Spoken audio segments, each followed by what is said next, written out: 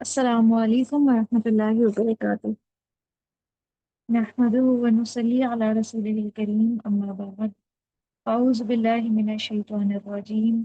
بسم اللہ الرحمن الرحیم۔ رب اشرح لي صدری ویسر لي امری واحلل عقدۃ من لسانی یفقهوا قولی۔ رب زدنی علما اللہم فقہنا فی الدین۔ کیسی ہیں آپ؟ الحمد للہ۔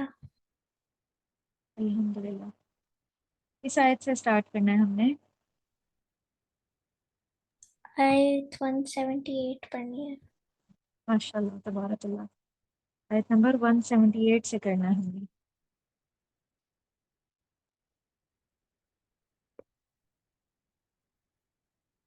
آیت نمبر 178 میں بھی ایک اہم حکم دیا جا رہا ہے۔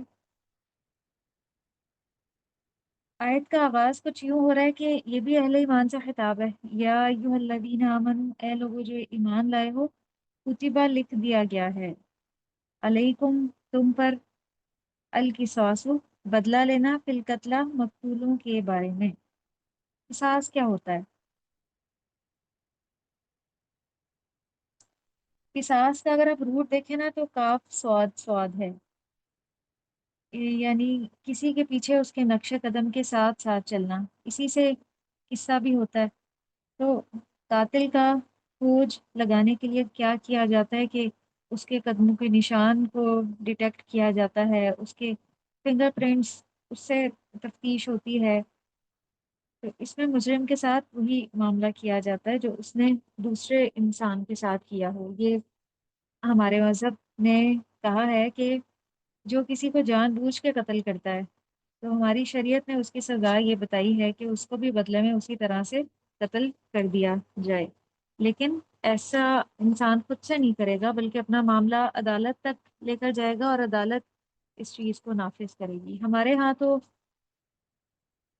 بہت سے لوگ اس سے بچ بھی جاتے ہیں، قصاص کا قانون پوری طرح سے نافذ نہیں ہے، لیکن سعودی عرب میں اس طرح کے جو قوانین ہیں وہ ابھی بھی نافذ ہیں۔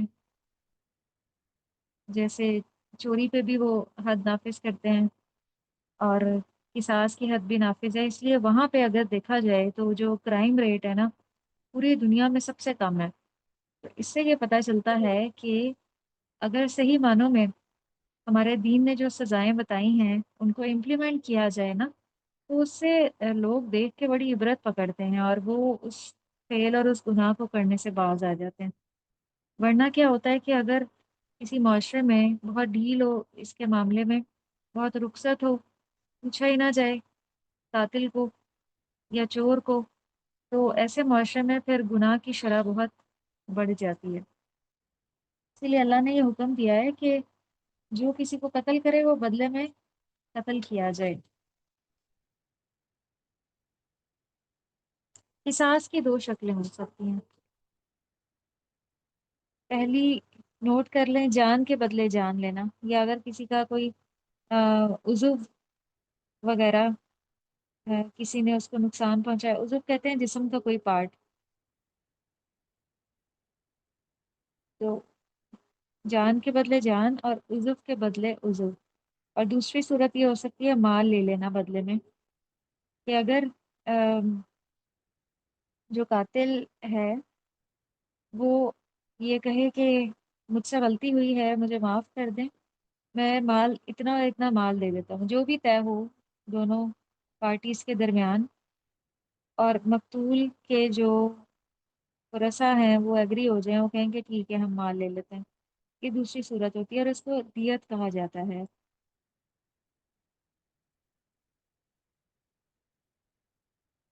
تو قصاص کب کب واجب ہوتا ہے؟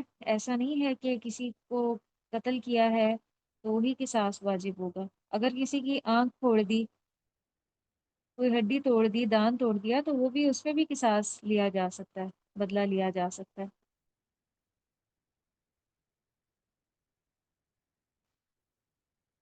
تو ہماری شریعت یہ کہتی ہے کہ اگر کسی نے کسی کو زخم لگایا ہے تو جس چیز سے لگایا، مثلاً چھری سے لگایا، پتھر سے لگایا، تو ویسا ہی اس کے ساتھ کیا جائے، اس کو قصاص کہا جاتا ہے۔ لیکن اگر جو قاتل ہے وہ بے گناہ ہے، کسی اور کا جو کسی اور نے یہ کام کیا تھا اور اس کے سر پہ آ گیا ہے، تو ایسی صورت میں پھر وہ بے گناہ ہے، تو پھر قصاص نہیں ہوگا۔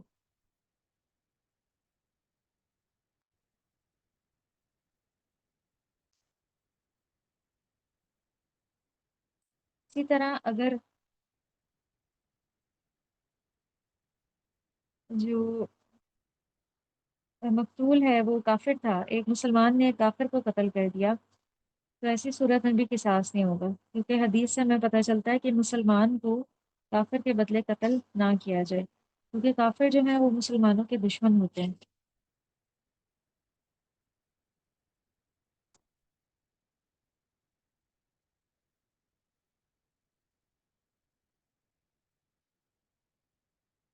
اسی طرح ایک یہ بھی صورت ہے کہ اگر کوئی مظنون ہے ذہنی طور پہ وہ اسٹیبل نہیں ہے اور اس سے کسی کا قتل ہو جاتا ہے، تو آپ کو یہ بات ذہن میں رکھنی چاہیے کہ جو مجنون قسم کے لوگ ہوتے ہیں جن کی ذہنی حالت اسٹیبل نہیں ہوتی، شریعت کے جتنے بھی قوانین ہیں وہ ان پہ لاگو نہیں ہوتے ہیں، کیونکہ ان کو شعور ہی نہیں ہوتا، تو ایسے مجنون شخص سے بھی قصاص نہیں لیا جا سکتا۔ یہاں پہ خطاب جو ہے نا وہ مسلمانوں سے ہے، اور مسلم معاشرے کے اوپر یہ ذمہ داری ڈالی گئی ہے کہ جو مسلم معاشرہ ہے ان کو آپس میں اس معاملے میں کوآپریٹ کرنا چاہیے، کیونکہ جب تک کوئی معاشرہ آپس میں اس معاملے میں کوآپریٹ نہیں کرے گا نا اس وقت تک اصلاح نہیں ہو سکتی، کیونکہ اگر معاشرے کے ہی کچھ لوگ مجرم کو پناہ دینے والے ہوں گے تو بدلہ نہیں لیا جا سکتا، اور اسی طرح اگر قاتل کو پکڑا نہ جائے تو وہ پورے معاشرے کے لیے ایک تھریٹ بن جاتا ہے، وہ یہ دیکھتا ہے کہ مجھے تو کسی نے کچھ کہا ہی نہیں، تو وہ ایک کے بعد ایک انسان کو نقصان پہنچاتا چلا جاتا ہے، ایک جھجک چلی جاتی ہے۔ گناہ کی بھی آپ کو پتہ ہے کہ ایک جھجک ہوتی ہے، لیکن جو انسان گناہ کر لیتا ہے نا وہ اس کی جھجک ختم ہو جاتی ہے، اور کبیرہ گناہ تو بہت بڑے گناہ ہیں، بہت بڑا ہے ان کا گناہ، اسی لیے سزا بھی ان کی بڑی ہے، اور اگر کسی کی کبیرہ گناہ کی جھجک اتر جائے تو وہ پھر دیکھیں معاشرے کے لیے کتنا بڑا تھریٹ ہو سکتا ہے۔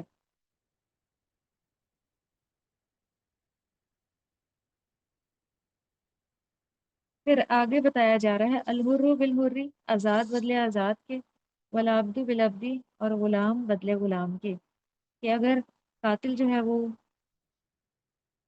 قتل کرنے والا آ، جو مقتول ہے یعنی جس کو مارا گیا وہ آزاد تھا، تو اس کے بدلے میں آزاد کو ہی مارا جائے گا، ایسا نہیں کہ اس کے بدلے میں اس کے کسی اور فیملی ممبر کو پکڑ کے جو اس سے تھوڑا لوور ہو اس کو قتل کر دیا جائے، نہیں، اسی شخص کو ہی بدلے میں قتل کیا جائے گا۔ والعبد بالعبدی، اور غلام بدلے غلام کے، والانثی، اور عورت بالانثی بدلے عورت کے، فمن، تو جو کوئی عفی لہو، معاف کر دیا گیا واسطے اس کے، من اخیہ، اس کے بھائی سے، شیء، کوئی چیز، فاتباع، تو پیروی کرنا ہے، بالمعروف، بھلے طریقے سے۔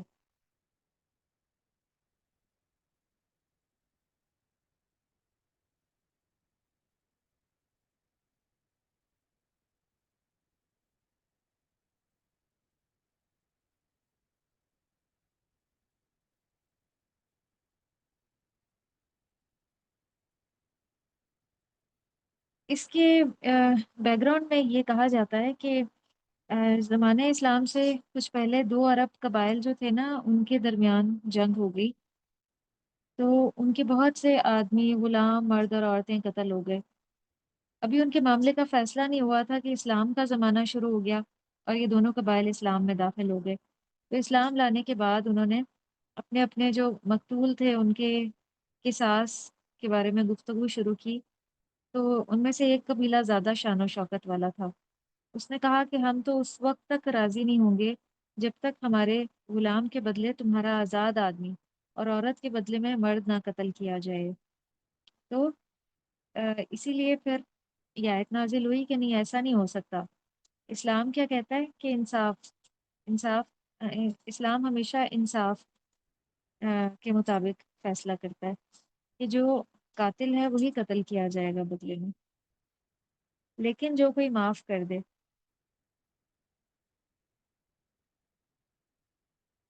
یہاں پہ اب بھائی کس کو کہا گیا ہے؟ من اخیہ، اس کے بھائی سے، تو اس کو آپ نوٹ کر لیں، یعنی مقتول کے وارث کو۔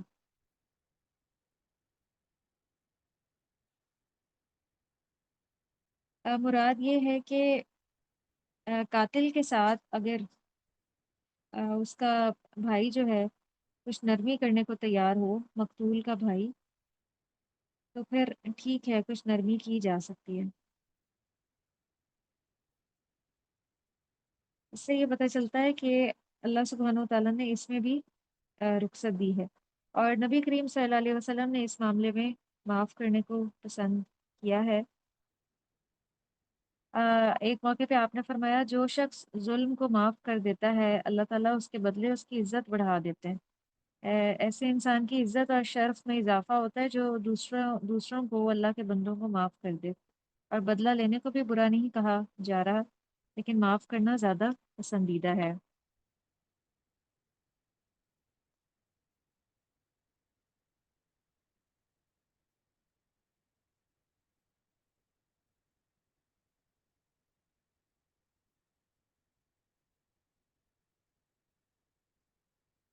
ایک بار کیا ہوا کہ ایک دفعہ ایک آدمی جو ہے نا وہ قتل ہو گیا نبی کریم صلی اللہ علیہ وسلم کے زمانے میں۔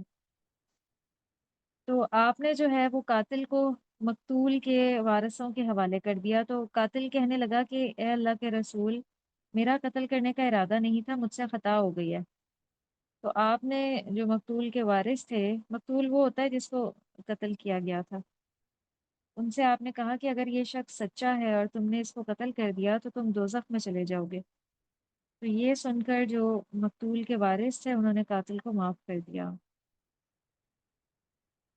تو یہ اسی کی طرف اشارہ ہے کہ اتباع بالمعروف، تو بھلے طریقے سے معاف کرنا چاہیے، ایسا نہیں کہ آج جذبات میں آ کے معاف کر دیا اور پھر کبھی موقع ملا تو اس کو جس کو معاف کیا تھا یعنی قاتل کو، اس کو نقصان پہنچانے کی کوشش کی جائے۔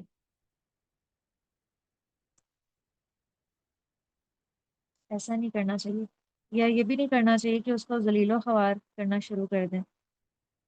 اسی لیے اللہ تعالیٰ نے یہ الفاظ استعمال کیے ہیں، وَأَدَاءٌ إِلَيْهِ بِإِحْسَان، اور ادا کرنا ہے طرف اس کے ساتھ احسان کے۔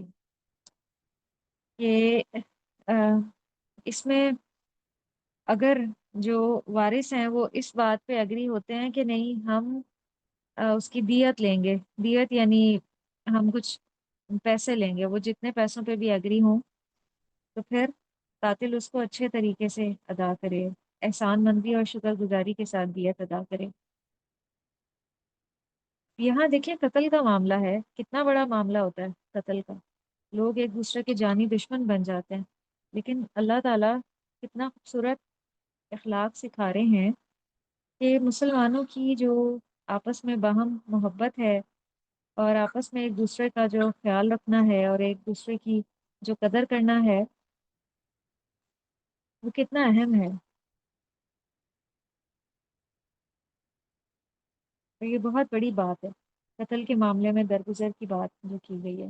پھر چھوٹی چھوٹی زیادتیاں، ان کو تو ہمیں کاؤنٹ ہی نہیں کرنا چاہیے۔ کچھ لوگ چھوٹی چھوٹی باتوں کو اتنا انا کا مسئلہ بنا لیتے ہیں، اور اس کو اس کی وجہ سے رشتے ناطے آپس میں ختم کر لیتے ہیں، اور بہت چھوٹی چھوٹی سی باتیں ہوتی ہیں جن کو اگنور کر دینا چاہیے، کہ اس نے مجھے سلام کا صحیح سے جواب نہیں دیا، اس نے مجھ سے بات صحیح طرح سے نہیں کی، اس نے مجھے اس موقع پہ ایسے کہا ویسے کہا۔ تو یہ سارے جو ہے نا شیطانی خیالات ہوتے ہیں، ان کو، ایسے خیالات کو اگنور کر دینا چاہیے۔ یا اس نے مجھے امپورٹنس نہیں دی، اس نے میری قدر نہیں کی، یہ ساری بس ایسی ہی باتیں ہیں۔ جب اللہ تعالیٰ قتل تک کے معاملے میں اتنا اچھا اخلاق سکھا رہے ہیں، آم، درگزر کا، اور یہ کہ آ، دیت دے کر معاف کر دیا جائے، تو پھر یہ چھوٹی چھوٹی چیزیں تو ایسے ہی معاف کر دینی چاہیے، خیال بھی نہیں ان کا لانا چاہیے، کیونکہ انما المؤمنون اخوۃ، مومن آپس میں بھائی بھائی ہیں۔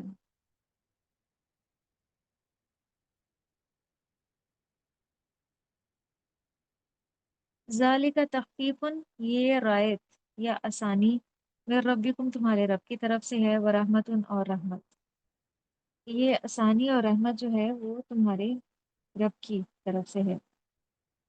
تو اللہ تعالیٰ نے قصاص کو جو ہے وہ فرض قرار دیا ہے، اور یہاں پہ اتباع بالمعروف، تو پیروی کرنا ہے ساتھ بھلے طریقے کے، اس سے مراد دیت کا مطالبہ ہے۔ واداؤن الیہ بھی احسان سے مراد یہ ہے کہ قاتل کو جو دیت بھی مقرر ہوئی ہے وہ ادا کر دینی چاہیے اچھے طریقے سے۔ اس کو آپ نوٹ کر لیں، میں قرآن کے اوپر ہی نوٹ کر لیں، تاکہ جب آپ اس کو پڑھیں تو آپ کو سمجھ میں آئے۔ نوٹ کیا ہے آپ نے؟ فَاتَّبَاعٌ بالمعروف سے کیا مراد ہے؟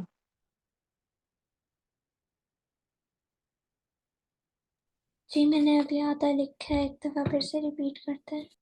فَاتَّبَاعٌ بالمعروف کا مطلب ہے کہ دیت کا مطالبہ کیا جائے۔ یہ معافی کی صورت ہے کہ اگر بدلے میں قاتل کو قتل نہیں کیا جاتا تو پھر کیا ہے؟ قاتل دیت ادا کرے، یہ معافی کی صورت ہے۔ وہ مقتول کے جو ورثہ ہے وہ کہتے ہیں ٹھیک ہے ہم معاف کر دیتے ہیں لیکن ہم دیت لیں گے، یعنی ہمیں کچھ مال چاہیے۔ وہ اپنی مرضی سے ڈیسائیڈ کریں گے کہ کتنا مال وہ لینا چاہتے ہیں۔ تو دونوں پارٹیز جب ایگری ہو جائیں گی تو پھر وَأَدَاءٌ إِلَيْهِ بِإِحْسَان، اس سے مراد کیا ہے کہ قاتل جو ہے اب اس دیت کو احسان اور اچھے طریقے سے ادا کرے، اور یہ اللہ کی طرف سے بہت بڑی رخصت ہے۔ ذالک تخفیف،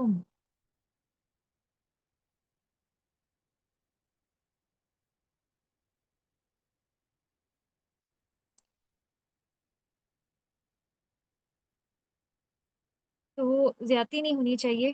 جو بھی معاملہ آپس میں طے ہو جائے، اگر دیت طے ہو جائے تو اس میں پھر دونوں طرف سے احسان ہونا چاہیے۔ دونوں طرف سے احسان کس طرح سے ہو سکتا ہے کہ جو مقتول کے ورثہ ہیں وہ اس طرح سے نہ کریں کہ وہ دیت بھی لے لیں، یعنی پیسے بھی لے لیں، اور بعد میں اگر کبھی موقع ملے تو قاتل کو قتل بھی کر دیں۔ یہ کیا ہے؟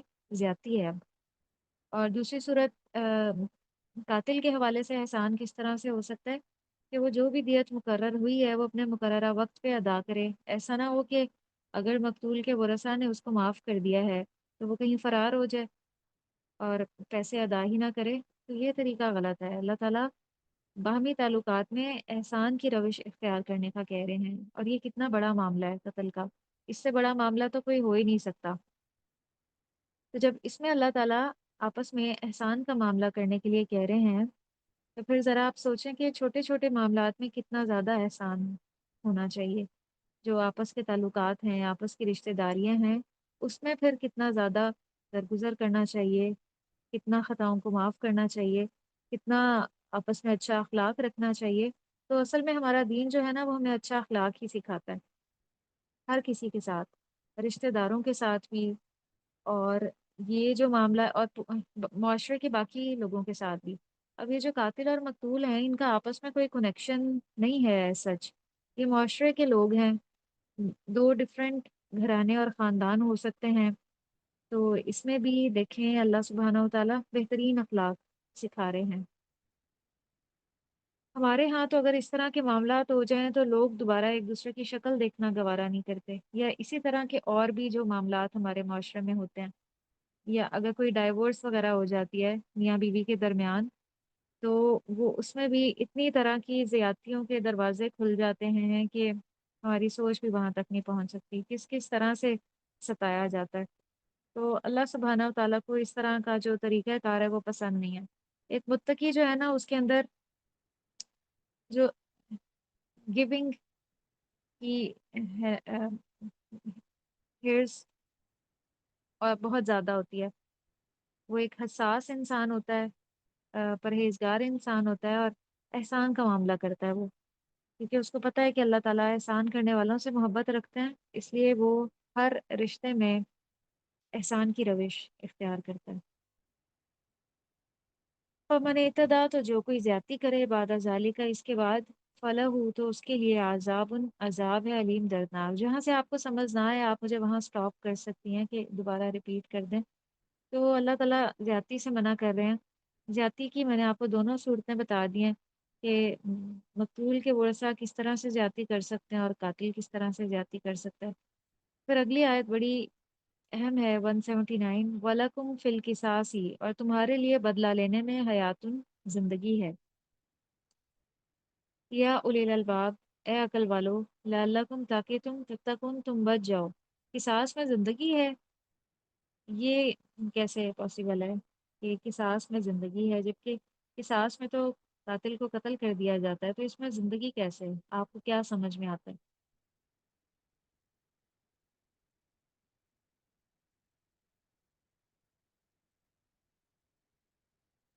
کہ قصاص میں جان کے بدلے جان لی جاتی ہے۔ تو اس میں زندگی کس طرح ہے؟ قصاص سے اور بہت سی زندگیاں بچ جاتی ہیں۔ جب ایک شخص کو اس طرح سب کے سامنے قتل کیا جائے گا نا بدلے میں، تو اس کو دیکھ کے بہت سے لوگ عبرت پکڑیں گے، اور اسی طرح کوئی اور جب اس طرح کرنے کا سوچے گا نا، کسی کو مارنے کا سوچے گا، اس کو فوراً خیال آئے گا کہ بدلے میں مجھے بھی مار دیا جائے گا اور مجھے بھی حساب دینا ہوگا، تو پھر کیا ہے، قتل و غارت کم ہو جائے گی۔ اسی کو اللہ تعالیٰ ایک کہہ رہے ہیں کہ بدلہ لینے میں یعنی قصاص میں حیاتن، زندگی ہے، اس سے بہت سی زندگیاں محفوظ ہو جائیں گی، بہت سی جانیں بچ جائیں گی۔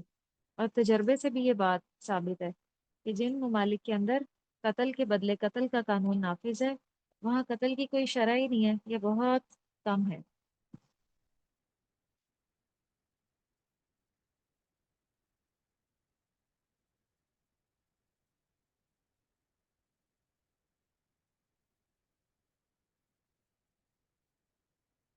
اس کے بارے میں یونائٹڈ نیشنز کی ایک رپورٹ ہے جو انہوں نے 1996 میں تیار کی تھی، اور ہر کچھ عرصے کے بعد وہ اس کو تیار کرتے ہیں۔ انہوں نے مختلف ممالک میں جو قتل ہے، ڈیتھ پینالٹی، اس کی ریشو دیکھی تھی۔ تو کینیڈا میں جو ہے وہ تقریباً 75,000 پر ملین تھی، اور جرمنی میں 42,000 تھی، فرانس میں 32,000، اور امریکہ میں جو ہے 81,000، جس میں خواتین بھی شامل تھیں۔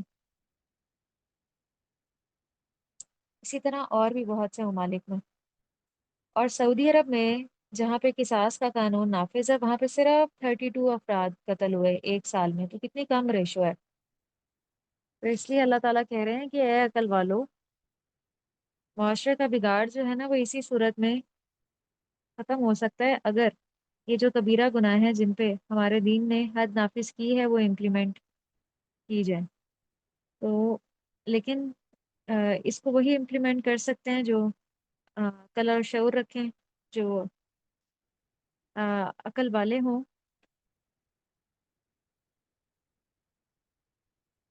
لیکن آج ہم دیکھتے ہیں کہ ہمارے معاشرے میں بھی قتل و غارت بہت عام ہے، کیونکہ قاتل کو پتہ ہوتا ہے کہ اس کو کوئی پکڑنے اور پوچھنے والا نہیں ہے۔ تو اللہ تعالیٰ کہہ رہے ہیں کہ عقل مندی یہ نہیں ہے کہ تم قاتلوں کے ساتھ ہمدردی کرو، بلکہ عقل مندی یہ ہے کہ قاتل کو پکڑو اور اس کو سزا دو۔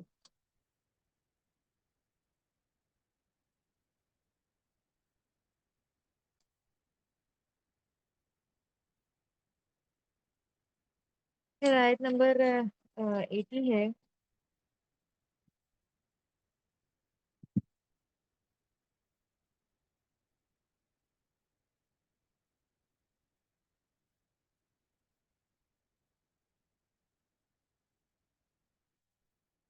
کتب علیکم، لکھ دیا گیا ہے، علیکم تم پر، اذا جب، حضرہ حاضر ہو، احدکم تم میں سے کسی ایک کو، الموت موت، ان طرح کا اگر وہ چھوڑ جائے، خیرہ مال، تو الوصیت وصیت کرنا ہے، للوالدین والدین کے لیے، والاقربین اور رشتہ داروں کے لیے، بالمعروف بھلے طریقے سے۔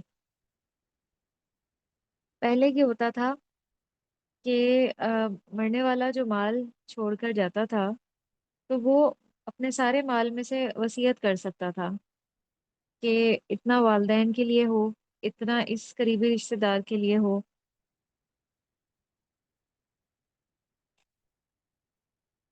اور حقاً علی المتقین، یہ حق ہے متقی لوگوں پہ۔ کہ وہ اس طرح وصیت کر گئے اپنے رشتہ داروں کے حق میں، لیکن بعد میں یہ آیت جو ہے وہ منسوخ ہو گئی تھی۔ اللہ تعالیٰ نے ہر ایک کا حصہ خود سے مقرر کر دیا، وہ آگے آم، آئے گا قرآن میں، لیکن پہلے اس طرح سے اپنی مرضی سے اپنی زندگی میں مال کو تقسیم کیا جا سکتا تھا۔ یہاں پہ ایک بندہ مومن کو اللہ تعالیٰ متقی کہہ رہے ہیں، تو ایک جو متقی انسان ہوتا ہے، ایک متقی بندہ مومن ہوتا ہے، وہ اسلام کے احکامات پہ عمل کرنے والا ہوتا ہے۔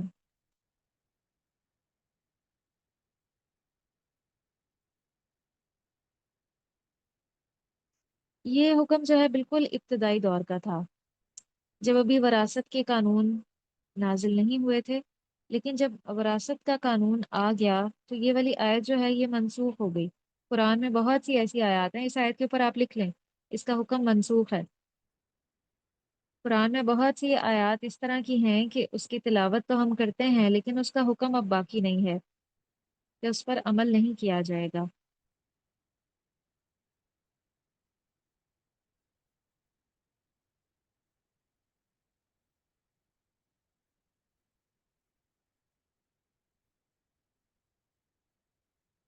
پھر آیت نمبر 181 ہے، فمم بدلہ تو جو کوئی بدل دے اس کو، بعد اس کے ما سمیع ہو جو اس نے سنا اس کو، فینما تو بے شک اسم ہو گناہ اس کا، الزینہ اوپر ان لوگوں کے ہیں، یبدلونا جو بدل دیتے ہیں اس کو۔ کیا بدل دیتے ہیں؟ وصیت کو۔ کہ مرنے والے نے جو وصیت بتائی تھی کہ فلاں کو اتنا ملے فلاں کو ملے،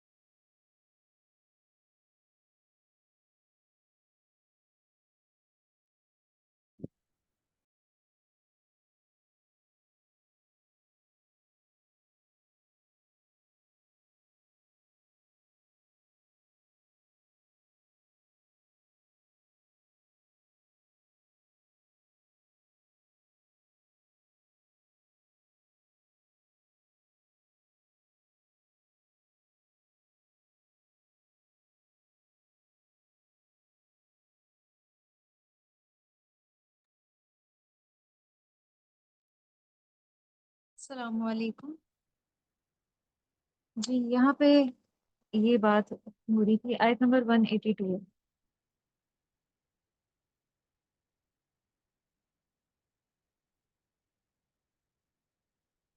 182 کے بعد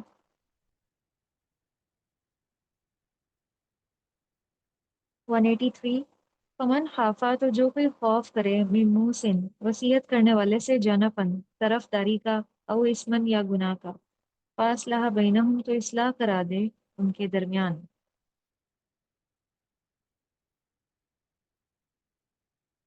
تو وصیت کرنے والے کی طرف داری کیا ہو سکتی ہے کہ وہ سب کو محروم کر کے کسی ایک کو ہی سب کچھ دے کر جانا چاہتا ہو، یا کسی کو بھی کچھ نہ دینا چاہتا ہو، سب صدقہ کرنا چاہتا ہو، تو یہ غلط وصیت ہے۔ تو ان اللہ غفور الرحیم، تو جو لوگ سن رہے ہوں ان کو پھر جو ہے اصلاح کرا دینی چاہیے، یا اگر وہ کچھ ایسی وصیت کرے کہ میرے مرنے کے بعد میرے مال سے آ، کوئی غلط حرام کام جو ہے یا کاروبار شروع کیا جائے اور اس میں پیسے لگائے جائیں، تو یہ بھی غلط وصیت ہے، گناہ کے کام کی وصیت ہے۔ تو اسی سے یہاں پہ مراد، اس من سے مراد گناہ کا کام ہے، کہ اگر مرنے والا کوئی ایسی وصیت کر کے جا رہا ہے جس میں کوئی گناہ کی بات ہے، تو جتنے لوگ وہاں پہ موجود ہیں وہ اس کی اصلاح کرا دیں۔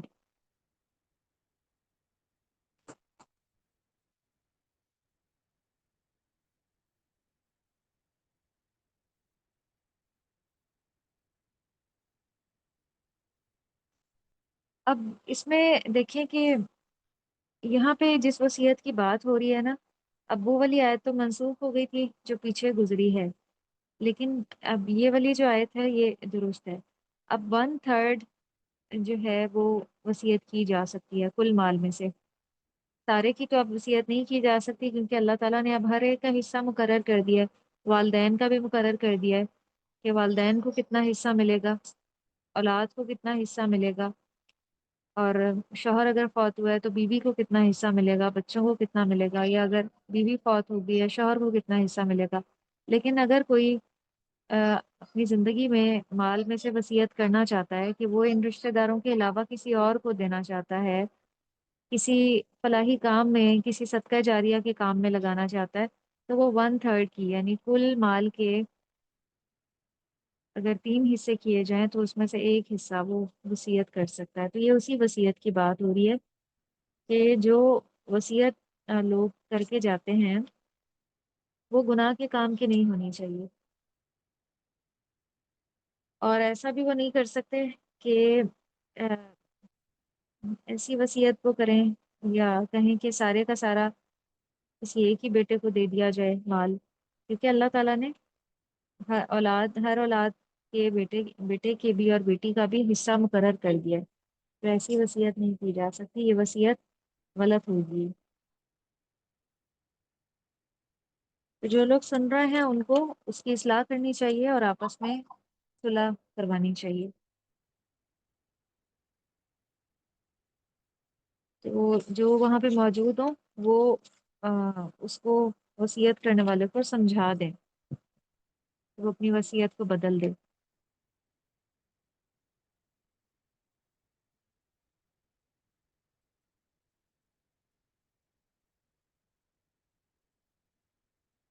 ان اللہ غفور الرحیم، بے شک اللہ تعالیٰ بخشنے والا ہے اور مہربان ہے۔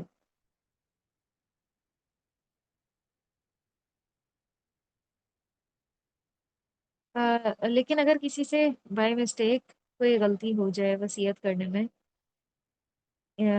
تو اللہ تعالیٰ معاف کرنے والے ہیں اس کو، اگر کسی نے بائی مسٹیک اس طرح سے کی ہے۔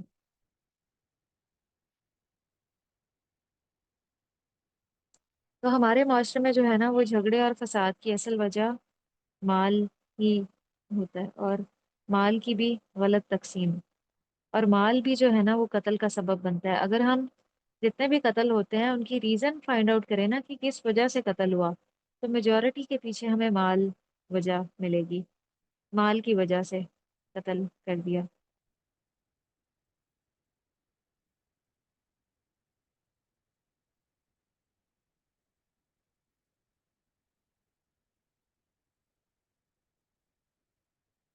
پیچھے بھی ہم نے پڑھا کل کا جو سیشن تھا اس میں نیکی کی بات ہو رہی تھی کہ نیکی صرف یہ نہیں ہے کہ ہم بس صرف نمازیں ہی پڑھیں، صرف اسی کو نیکی کا کام سمجھے، بلکہ یہ آج جو ہم نے پڑھا ہے یہ بھی نیکی کا ہی کام ہے،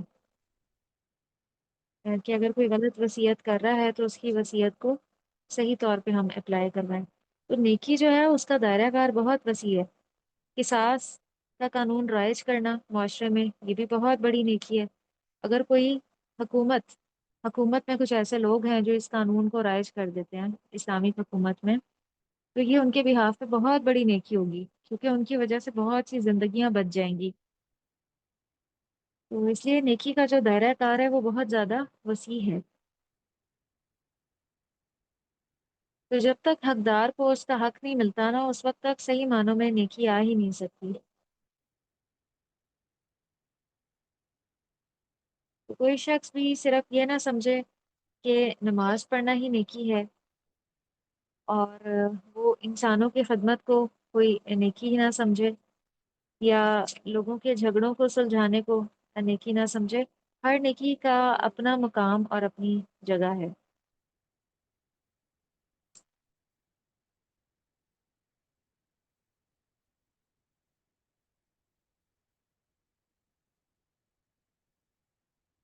چلیے آج کی آیات میں سے میں آپ سے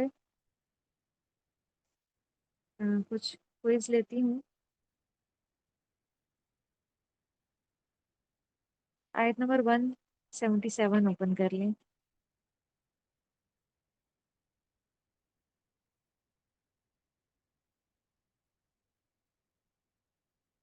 اس آیت میں نیکی کا معیار کیا بتایا جا رہا ہے؟ کون کون سی چیزیں نیکی ہیں؟ آیت نمبر 177۔ نیکی وہ ہر کام ہے جو ہمیں قرآن یا حدیث سے اور اس پتہ میں کون چلتا ہے۔ کون سے کام پتہ چل رہا ہے؟ وَلَٰكِنَّ الْبِرَّ مَنْ آمَنَ بِاللَّهِ۔ نیکی کا سب سے بڑا کام کیا ہے؟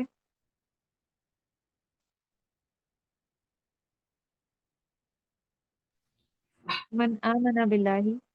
کہ جو کہ جو لوگ ایمان لائے ہیں ہاں، جو اللہ پر ایمان لائے، پھر جی، اگلا کام؟ یوم آخرت پر ایمان ہوں، لائیں، اور فرشتوں اگلا؟ پر، کتابوں جی، پر، نبیوں پر، ہاں جی۔ اور اس کی محبت پر، یعنی اس کے رشتہ داروں کے ساتھ حسن سلوک، ہوں، اور اور رشتے یتیموں داروں پر۔ کا مال خرچ کریں۔ جی، یہاں پہ زکوٰۃ کے مصارف بتائے جا رہے ہیں کہ سب سے پہلے قریبی غریب رشتہ دار، پھر یتیم، مسکین، مسافر، سوال کرنے والوں کو یا گردنیں چھڑانے میں، پھر اس کے بعد نیکی کا کیا کام ہے؟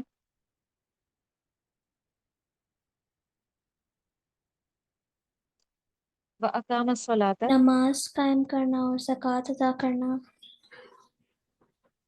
آگے؟ اور اپنے وعدے کو پورا کرنا، جی، صبر سے شاباش۔ کام لینا۔ اور ہر حال میں سچ بولنا۔ اولئک الذین صدقوا، یہی وہ لوگ ہیں جو سچ بولتے ہیں، اپنے ایمان میں سچے ہیں۔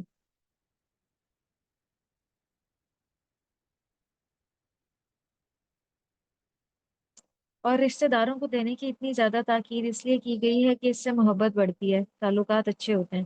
رشتہ داروں کو اگر انسان گفٹس وغیرہ دینا تو اس سے آپس میں پیار محبت بڑھتا ہے اور ثواب بھی دگنا ملتا ہے۔ جیسے کل میں نے آپ کو ایک حدیث سنائی تھی کہ جس میں 3 لوگوں پہ خرچ کرنے کا ذکر تھا، اور اس میں سب سے زیادہ اجر جو ہے وہ قریبی رشتہ دار پہ خرچ کرنے کا تھا۔ یتیم کون ہوتا ہے اور مسکین کون ہوتا ہے؟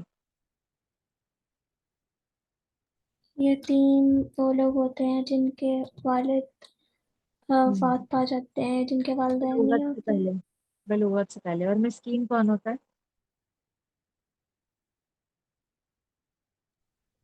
جو لوگ مطلب ظاہر نہیں کرتے کہ وہ غریب ہے یا انہیں کسی چیز کی ضرورت ہے۔ اپنی ضروریات یا اپنی خستہ حالی کے بارے میں وہ ظاہر نہیں کرتے، لوگوں کے سامنے ہاتھ نہیں پھیلاتے، لیکن ان کے پاس اتنا نہیں ہوتا کہ وہ اپنی ضروریات کو پورا کر سکیں، حالانکہ وہ محنت کرتے ہیں۔ جیسے ہمارے گھر میں کام کرنے والی میڈس بھی ہو سکتی ہیں، اسی طرح ہمارے معاشرے کے اور لوگ جیسے پھل فروش ہوتے ہیں، سبزی پھل بیچنے والے جو گلیوں میں بیچ رہے ہوتے ہیں، تو ان کے بھی اگر دیکھیں تو معاشی ضروریات پوری نہیں ہو رہی ہوتی، تو یہ سب لوگ اس میں شامل ہیں، ایسے لوگوں کو زکوٰۃ دی جا سکتی ہے۔ آیت 178 سے بتائیں کہ قصاص کس کو کہا جاتا ہے؟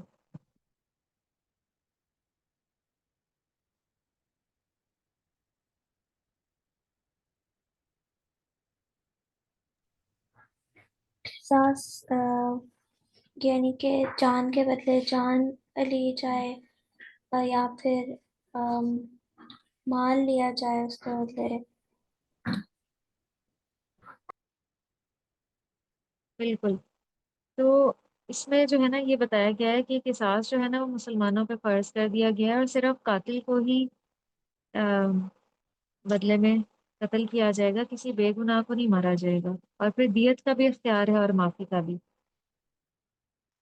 پھر تیسرا یہ ہے کہ اس آیت میں مقتول کے وارثوں کو کس کس بات کا اختیار دیا گیا ہے؟ بدلے کی کون سی تین صورتیں ہیں بتائیں؟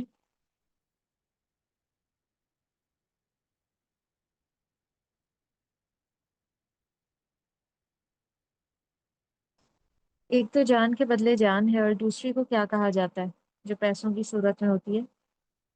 دیت۔ دیت کہا جاتا ہے۔ اچھا، اس میں بتائیں یہ جو فَاتِّبَاعٌ بِالْمَعْرُوفِ سے کیا مراد ہے، اور وَأَدَاءٌ إِلَيْهِ بِإِحْسَان؟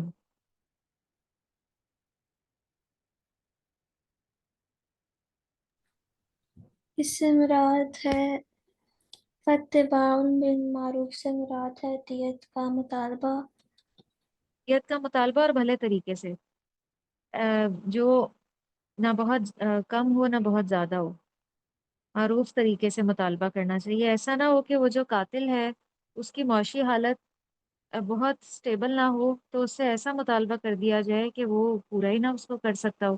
اس کی حیثیت کے مطابق معروف طریقے سے مطالبہ کرنا چاہیے۔ اور وعداؤں الیہ بھی احسان سے کیا مراد ہے؟ کہ وہ اسے اچھے طریقے سے ادا کرے جو دیت اچھے کا طریقے سے مطالبہ ادا تھا۔ کرے، جو وقت مقرر ہوا ہے اس پہ ادا کرے، اور تنگ نہ کرے، اور دینے کے بعد کوئی احسان نہیں جتانا، احسان کا معاملہ کرنا اس نے، بلکہ وہ احسان کرتے ہوئے تھوڑے زیادہ پیسے دے دے کہ اگلوں نے اس کی جان معاف کی ہے، جبکہ ان کا اتنا بڑا لاس ہو گیا، ان کا اتنا قریبی اس دنیا سے چلا گیا، انہوں نے تو بہت بڑا احسان کیا معاف کر کے، تو یہ رقم تو اس کے مقابلے میں کچھ بھی نہیں۔ تو جو قاتل ہے اس کو احسان کرتے ہوئے جتنی رقم طے ہوئی ہے اس سے تھوڑا زیادہ ہی دے دینا چاہیے، یہ اس کے بھی حق پہ احسان ہوگا۔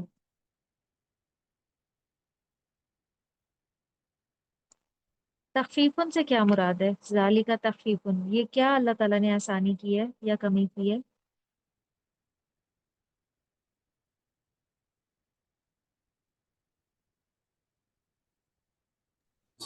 اللہ یہ تعالیٰ اللہ نے کی طرف سے رحمت ہے جس نے بھی یہ زیادتی کی ہے، جو قاتل ہے۔ اللہ تعالیٰ کی طرف سے رحمت ہے کہ جان کے بدلے جان کے علاوہ دیت بھی انسان دے سکتا ہے، یعنی مال بھی دے کر وہ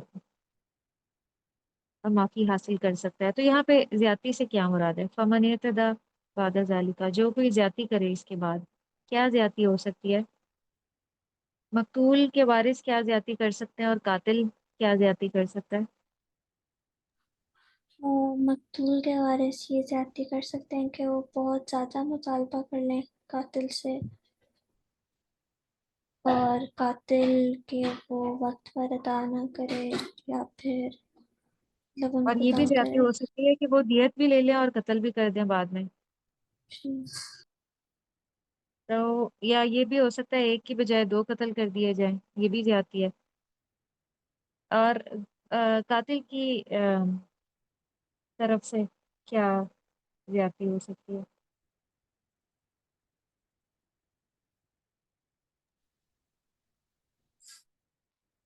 یہی کہ وہ دیت دینے کے باوجود باز نہ آئے۔ بعض نہ آئے تو یہ تو ایک الگ وجہ ہو سکتی ہے یہ پھر ان کے ساتھ تو زیادتی نہیں ہوگی کیونکہ ان کی تو اس نے دیت دے دی، ان کے ساتھ زیادتی یہ ہو سکتی ہے قاتل کی طرف سے کہ دیت طے ہو گئی، انہوں نے معاف کر دیا اس کو، تو جب وقت آیا اس کو ادا کرنے کا تو وہ کہیں فرار ہو جائے اور بھاگ جائے، نظر ہی نہ آئے، غائب ہو جائے، تو یہ اس کی طرف سے زیادتی ہے۔ آیت نمبر 179 سے بتائیں کہ قصاص میں تمہارے لیے زندگی کیسے ہے؟ اس میں باقی لوگوں کے لیے زندگی ہے، کیونکہ جب ہم، باقی لوگوں کو سبق ملے گا اور وہ قتل کرنے سے گریز کریں گے۔ کوئی عبرت حاصل ہوگی اور فتنہ اور فساد کا دروازہ بند ہوگا، جرائم میں کمی ہوگی۔ آیت نمبر 180 سے بتائیں انسان اپنے کتنے مال کی وصیت کر سکتا ہے؟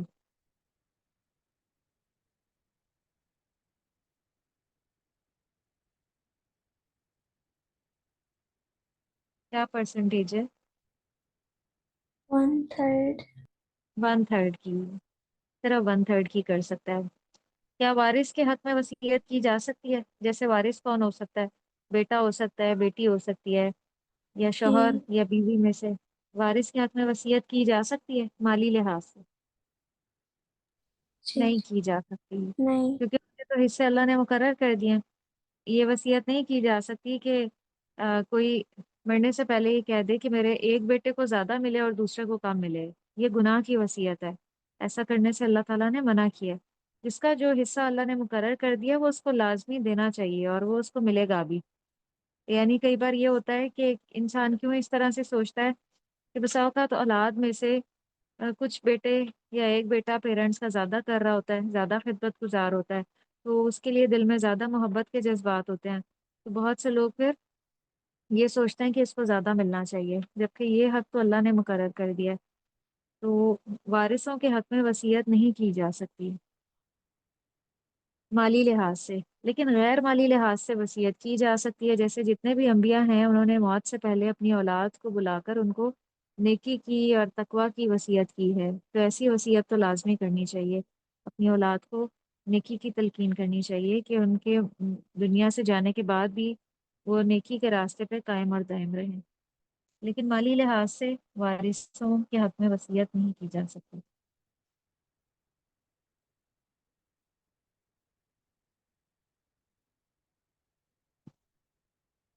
اچھا، ایک تو مال کے بارے میں وصیت کی جا سکتی ہے، اس کے علاوہ کن کن کاموں میں وصیت کی جا سکتی ہے؟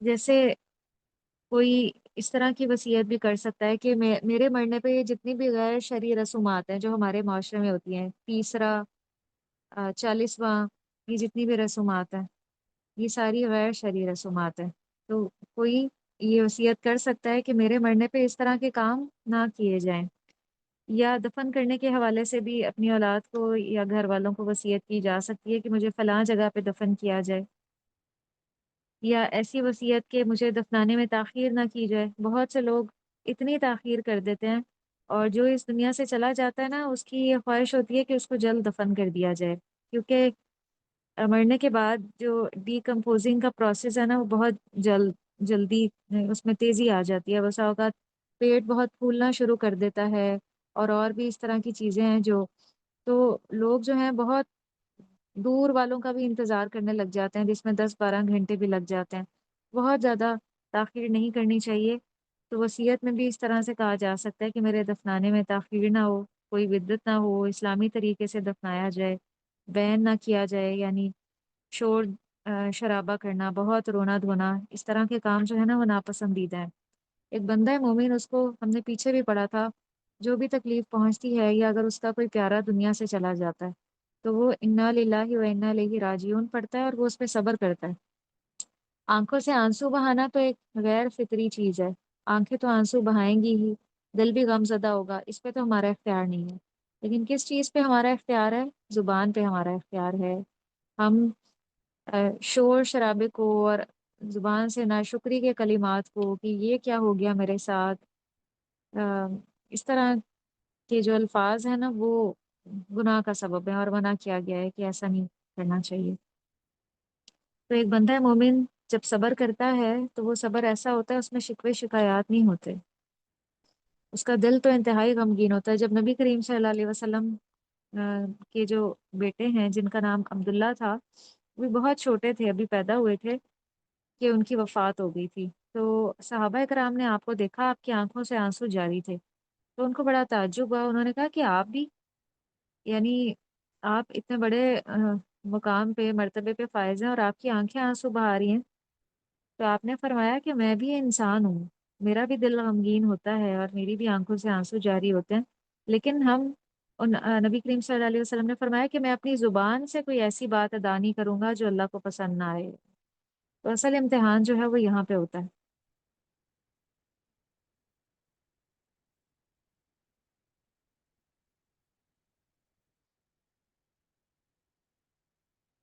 آیت 182 میں بتائیں کہ وصیت کو کن حالات میں بدلا جا سکتا ہے؟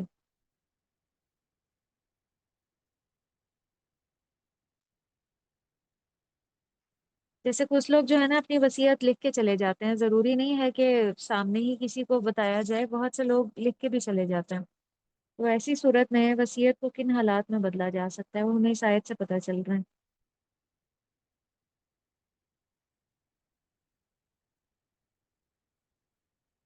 اگر اس میں کوئی گناہ کی بات تھی، کوئی اسلام کے خلاف کوئی عمل کرنے کا کہا گیا تھا، یا کسی گناہ کے کاموں میں خرچ کرنے کا حکم تھا، یا کسی کی بے جا طرفداری تھی، جیسے میں نے بتایا کہ ایسی وصیت تھی کہ ایک بیٹے کو ہی سب کچھ دے دیا جائے، باقی کو محروم کر دیا جائے، اس طرح کی کوئی گناہ کی یا کسی کی حق تلفی کی وصیت تھی، تو اس کو پھر اس وصیت کو نافذ نہیں کیا جائے گا۔ چلیں وَإِيَّاكَ نَسْتَعِينُ کی کچھ دعائیں پڑھتے ہیں۔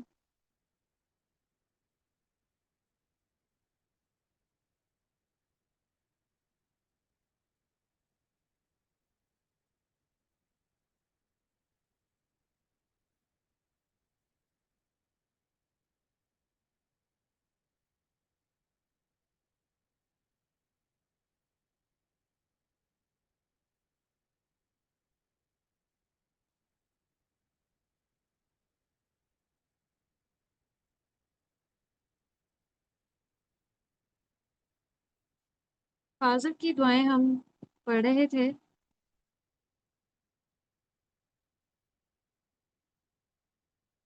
میرا خیال ہے 13th دعا سے ہم نے پڑھنا ہے، اس کو دیکھیے ذرا۔ جی۔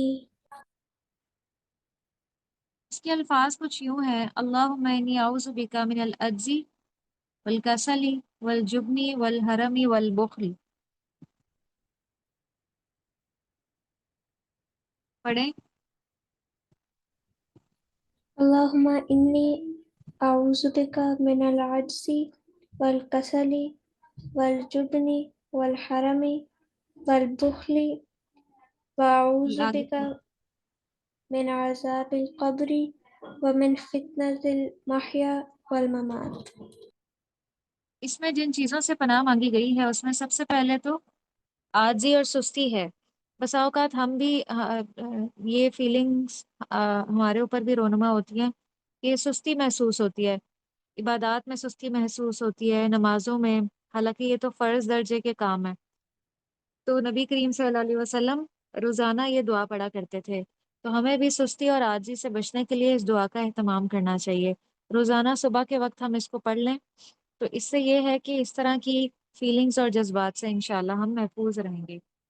اور بزدلی، یہ بھی ایک جو ہے وہ کمی ہے، اور بہت بڑھاپے سے اور بخل سے، پھر عذاب قبر سے اور زندگی اور موت کے فتنے سے۔ بسا اوقات انسان جو ہے نا اس کی لائف بڑی سموتھ جا رہی ہوتی ہے، لیکن وہ کسی نہ کسی فتنے میں مبتلا ہو جاتا ہے، ایسا فتنہ جو اس کے ایمان کو بھی متاثر کرتا ہے، یا اس کی اس کے جسم کو متاثر کرتا ہے، یا اس کے حالات متاثر ہوتے ہیں اس سے۔ تو اگر اس دعا کا ہم اہتمام کریں گے تو اللہ تعالیٰ انشاءاللہ زندگی اور موت کے جتنے بھی فتنے ہو سکتے ہیں، اور آج بھی کئی طرح کے فتنے ہیں ہمارے ارد گرد جو ایمان کو بہت زیادہ متاثر کرتے ہیں۔ سب سے بڑا فتنہ یہی ہے موبائل کا غلط استعمال، کہ بہت سے لوگ اس کا غلط استعمال کرتے ہیں اور وہ اس فتنے میں مبتلا ہو جاتے ہیں۔ تو اسی لیے ایک بندہ مومن جو ہے ایسے تمام فتنوں سے محفوظ رہنے کے لیے اللہ کی پناہ طلب کرتا ہے کہ اللہ مجھے جب تک میری زندگی ہے ہر طرح کے فتنے سے میری حفاظت کیجیے گا۔ تو جب ہم اپنے آپ کو اللہ کی پناہ میں دے دیتے ہیں تو اللہ تعالیٰ ہماری حفاظت فرماتے ہیں۔ اگلی دعا پڑھیں۔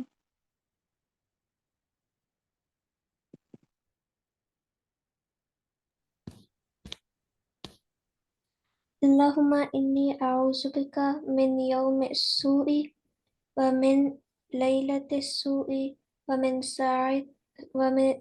ساعة السوء ومن صاحب السوء ومن جار السوء في دار المقامة۔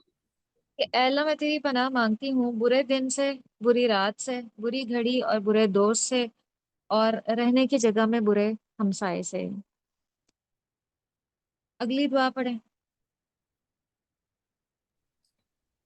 أعوذ بالله أن أرد إلى أرذل الأمور وأعوذ بالله من البخل والجبن وأعوذ بالله من فتنة الصدر وبغي الرجال۔ کہ اللہ میں آپ کی پناہ مانگتی ہوں حقیر عمر کی طرف لوٹائے جانے سے۔ یہ وہ عمر ہے جب عقل شعور بھی نہیں رہتی، جب انسان کسی کو پہچانتا بھی نہیں ہے، اس کو کوئی ہوش نہیں رہتا دنیا کا، ایسی زندگی سے اور ایسی عمر سے پناہ مانگی گئی ہے جب عقل جو ہے بالکل مفلوج ہو کے رہ جائے۔ اور پھر اس کے بعد بخل سے، بزدلی سے، اور سینے کے فتنے اور لوگوں کی سرکشی سے۔ ایک بندہ مومن جو ہے نا وہ پری پلاننگ کرتا ہے۔ دعا بندہ مومن کا بہترین ہتھیار ہوتا ہے۔ تو ایسا نہیں ہے کہ جب انسان کسی فتنے میں مبتلا ہو جائے پھر اس کو اس کا رب یاد آئے، پھر وہ اللہ کو پکارے کہ اللہ مجھے اس مصیبت اور پریشانی سے نکالے، بلکہ وہ پہلے سے ہی اللہ تعالیٰ سے دعائیں کرتا ہے تاکہ وہ فتنے میں مبتلا نہ ہو۔ تو جب ہم یہ دعا مانگیں گے نا تو اللہ تعالیٰ بہت سے فتنوں سے، بہت سی تکالیف اور آزمائشوں سے ہمیں اس دعا کی برکت سے پہلے ہی نکال لیں گے۔ تو اس لیے یہ صبح شام کے جو اذکار ہے نا ایک پلر ہیں، آپ سمجھیں ایک بیریئر ہیں مشکلات اور ہرڈلز سے بچنے کے لیے، ایک مضبوط قلعہ ہے۔ تو ہمیں اس مضبوط قلعے کو اپنے ارد گرد تعمیر کرنا ہے تاکہ ہم بہت سے فتنوں سے، آزمائشوں سے اور تکالیف سے محفوظ ہو جائیں۔ اور نبی کریم صلی اللہ علیہ وسلم کا بھی یہ طرز عمل تھا کہ آپ صبح شام کے اذکار کا بھی اور حفاظت کی دعاؤں کا اہتمام کیا کرتے تھے۔ تو یہ حفاظت کی دعائیں تو بس صبح ایک دفعہ پڑھ لی جائیں۔ یہ جتنی بھی دعائیں ہم نے اب تک پڑھی ہیں آپ دیکھیں کہ اس میں کتنی زبردست چیزیں مانگی گئی ہیں۔ ایک پری پروٹیکشن ہو رہی ہے، پہلے سے ہی ہم اپنا آپ اللہ کی حفاظت میں دے رہے ہیں۔ تو یہ بہت ضروری ہے۔ اللہ تعالیٰ ہمیں اس کی توفیق دیں۔ وآخر دعوانا ان الحمد للہ رب العالمین۔ سبحانک اللہم و بحمدک نشہد ان لا الہ الا انت نستغفرک ونتوب الیک۔ والسلام علیکم ورحمۃ اللہ وبرکاتہ۔ وعلیکم السلام۔